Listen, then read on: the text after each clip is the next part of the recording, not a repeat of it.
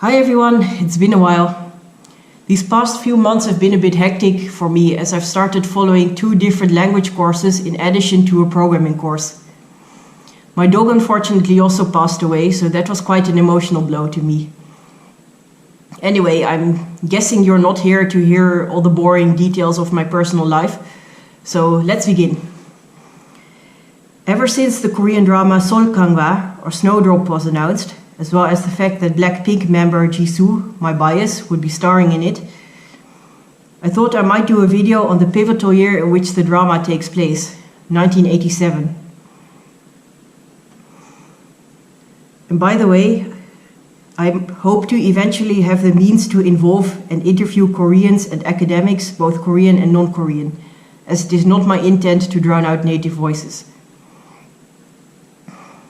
In order to explain in detail why 1987 was such an important year to South Korea, I will be taking you back to the end of the Japanese occupation.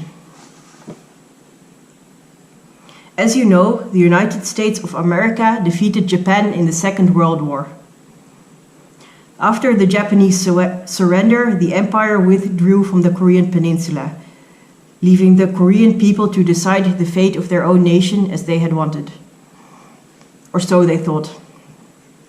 None of the major powers at the time, the US, China, Great Britain and the Soviet Union, was sure of what to do with the peninsula now.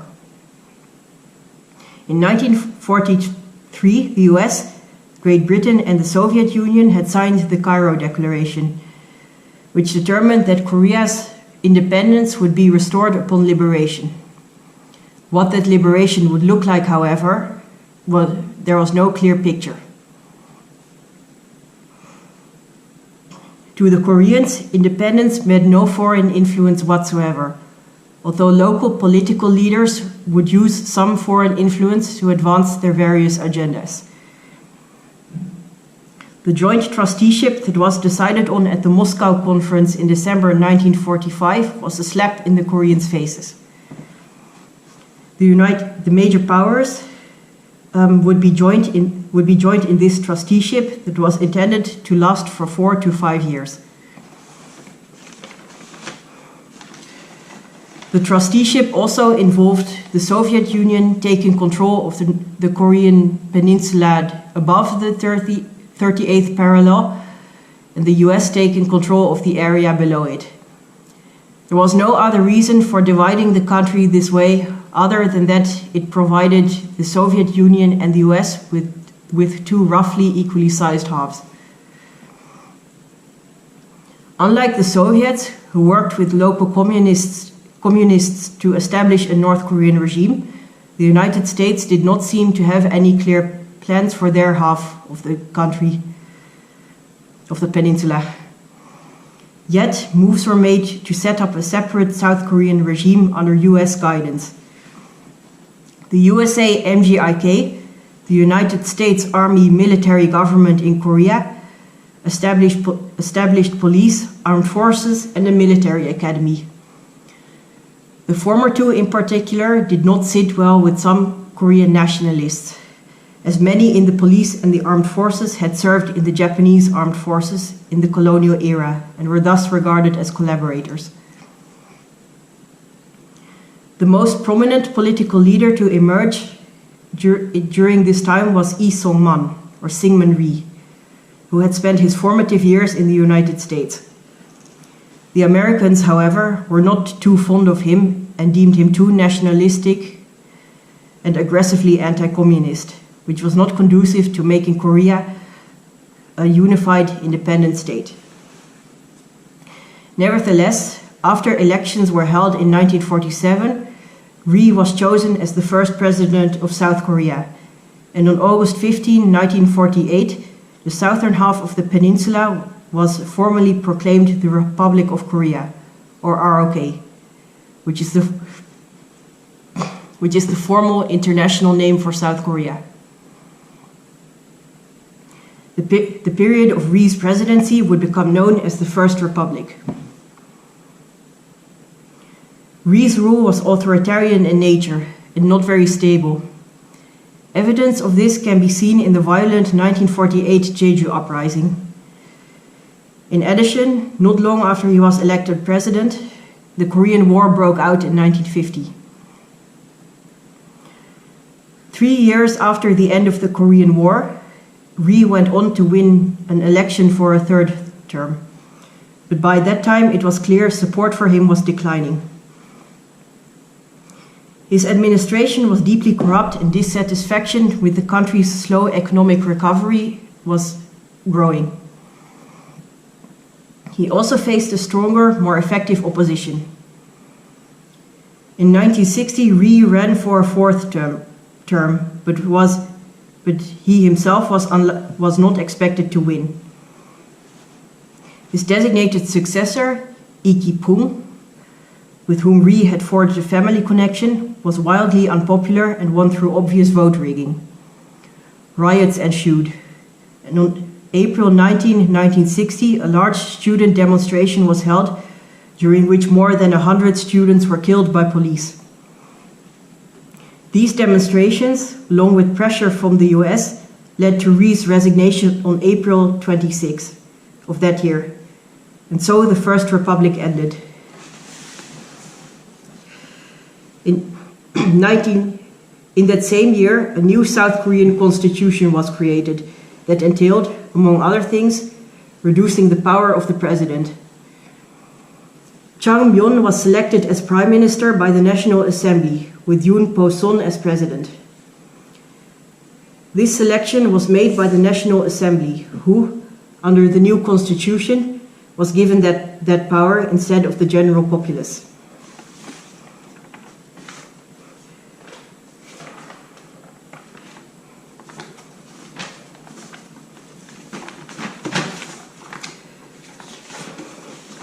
The Chang Myon administration, also known as the Second Republic, suffered from many disadvantages. The government was dominated by conservative elites, members of the Liberal Party, which Ri had belonged to. These elites had little interest in carrying out major changes. Students and other dissident groups called for the purging of these elites, and members of the police who had abused their power under Ri. Labor leaders held strikes demanding better wages and working conditions, and also for immediate reunification and negotiations with Pyongyang. Inflationary pressures were rising due to the Chang government's devaluing of the yuan, or won as it would be known later. Support from the business community declined when the legislation punishing corrupt businessmen was passed. All of this was compounded by students joining in the calls for dialogue with the North.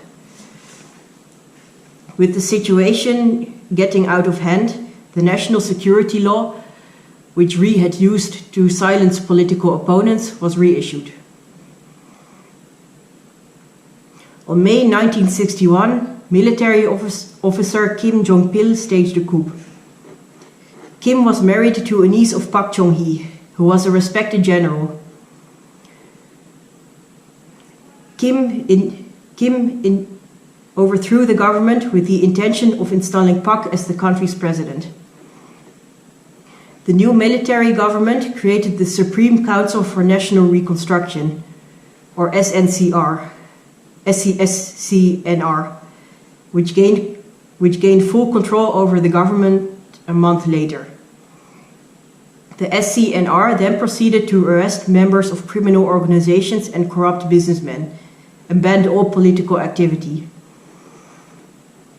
In addition, Kim Jong-pil also formed the Korean Central Intelligence Agency, or KCIA. As dictatorial as this military government was, it was also responsible for South Korea's rapid economic growth. Of particular importance was that South Korea lose its economic dependence on the United States and be lifted out of poverty. This drive to become economically independent is called economic nationalism. The SNCR issued a 5-year development plan, in which the nationalization of all commercial banks and the reorganization of the banking system were most crucial. It was followed by a second 5-year plan in 1967, which was focused on improving infrastructure. 5 more 5-year plans followed. Like the first 2, each focused on a different part of production.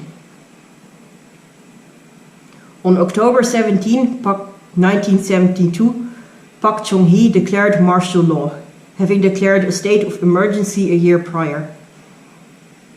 A new government was created, followed by a new constitution, both of which were given the name Yushin, which is the Korean word for revitalizing. This marked the end of the Third Republic and the beginning of the Fourth Republic. This new government gave Pak near absolute powers. Pak also strengthened his authority through a number of emergency measures, the most notorious of which was Emergency Measure Number 9, which prohibited criticism of the president. Pak managed to justify this political repression as part of the need for national security, not in the least because of recent border skirmishes with North Korea.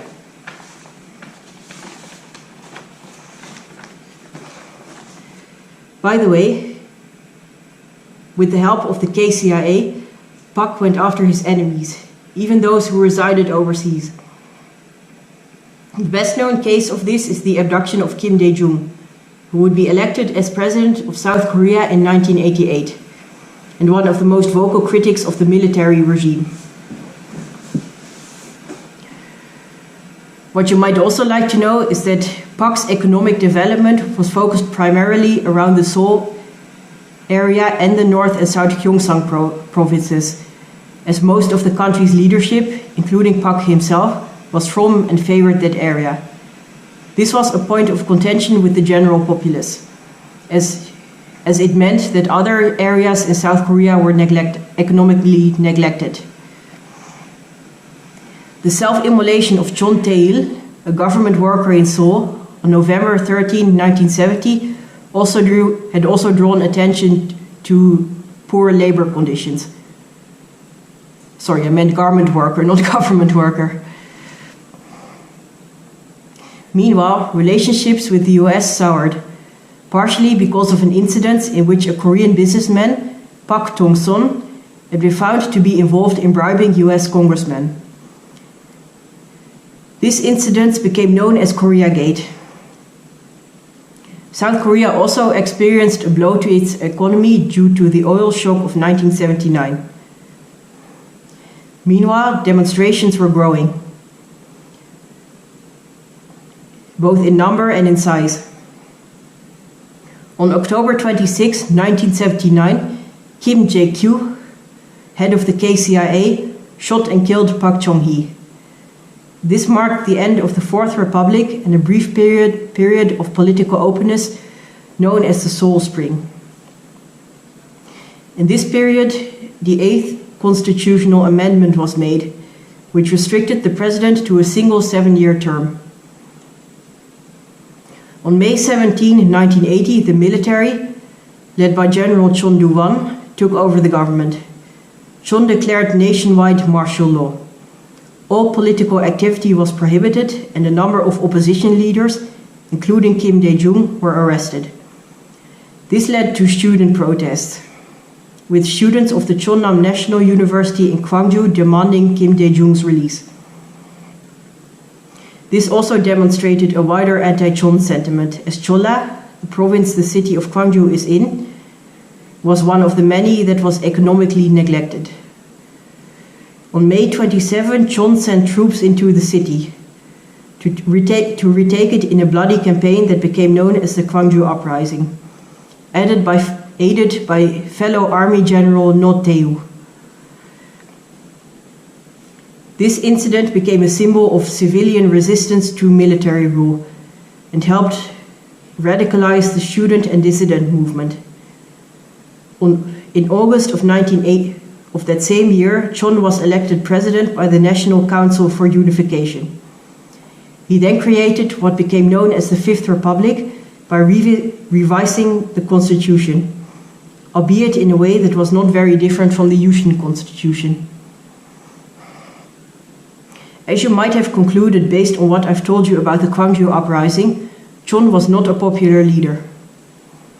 Besides lacking the respect that Pak Chung-hee commanded, his in-laws were also rumored to be involved in shady financial deals, which proved true in 1982.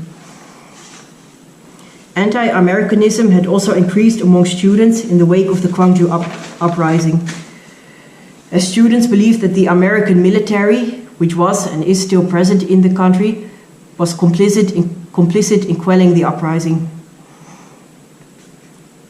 So why was 1987 such an important year? Because decades after the Republic of Korea became a country, it was the first time direct democratic elections were held, meaning that the people of South Korea now had the power to vote for a new president. Chon stuck to his single 7-year term and was succeeded by No Tae-woo. Student activism, the spread of egalitarian ideas, and the increase in social mobility, among several other factors, contributed to South Korea finally becoming a democratic nation.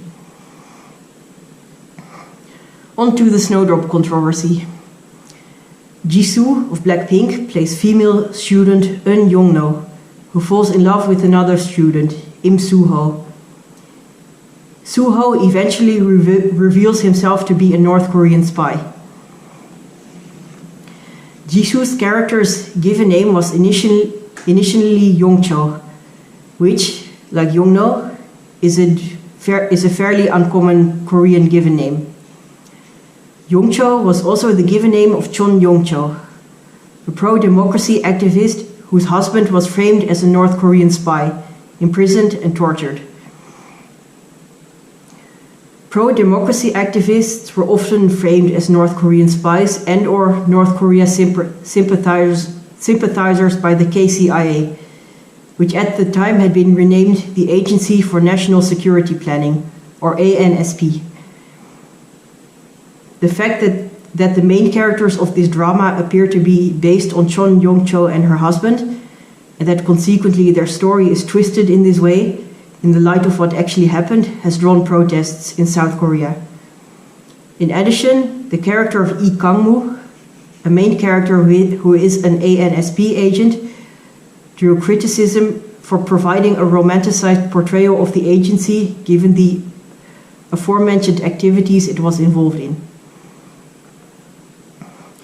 The name of actress Kim Hye-yoon's character, Kya Boon-ok, is also suspected to be based on a real person, Kim Ok-boon, also known as Suzy Kim, who was murdered by her husband, Yoon Tae-shik, in January 1987. Yoon claimed Kim was a North Korean spy who had tried to abduct him, and the ANSP supported this lie until the truth was uncovered in 2000, 13 years later. The Disney Plus synopsis for the drama has also come under scrutiny for the line, "In 1987, tear gas exploded like firecrackers," as it is considered an inappropriate comparison. Lastly, both No Tae-woo and Chon Do-won have passed away this year, No in October and Chon in November. No often downplayed his role in quashing the Congo Uprising, although he did express remorse later on. No's funeral was announced to be held as a state funeral, which was criticized by organizations related to the Congo Uprising. As one politician put it, he, No, was a man of both light and darkness, but his light will never be able to cast away his shadows. John passed away without expressing remorse or issuing an apology, which adds to the controversy surrounding Snowdrop. His widow did recently issue an apology for his crimes, but did not specify the crimes. To conclude, the reason I started with the end of the Japanese occupation in this video is because, in my opinion, You can't really understand the significance of the year 1987 to South Korea without considering the history before that.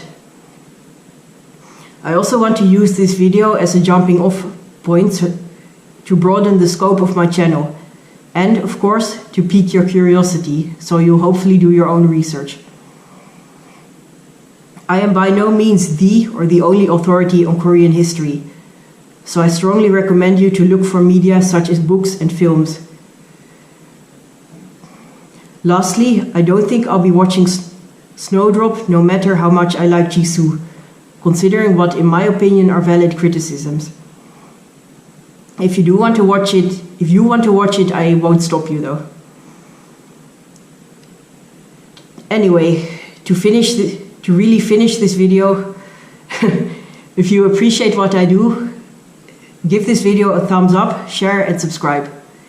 Thank you.